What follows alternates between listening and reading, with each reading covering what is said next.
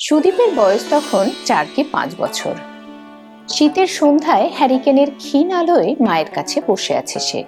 মা বললেন, সুদীপ, চটপট লিখে ফেলো তো সোনা, অ আ ক খ।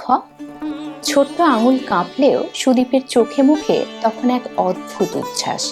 প্রতিটি অক্ষর যেন তার কাছে নতুন দুনিয়ার দরজা খুলে দিচ্ছে। পাশে রাখা লাল বই বর্ণ পরিচয়, তার জীবনের প্রথম সঙ্গী, প্রথম পাঠশালা। আধো আধো স্বরে জিজ্ঞেস করত সুদীপ, মা, এই লোকটি কে? মা বলতেন, উনি তো বিদ্যাসাগর, এই বইয়ের লেখক, বড় জ্ঞানী মানুষ। তারপর কেটে গেছে অনেকগুলো বছর। মা আর এখন বেঁচে নেই। সুদীপ বর্তমানে একটি প্রাথমিক স্কুলের ভারপ্রাপ্ত প্রধান শিক্ষক। বিদ্যাসাগর মহাশয়ের জন্মদিনে শ্রদ্ধা জ্ঞাপনের সময় আচমকায় তার চোখ দুখানি ভিজে আসে।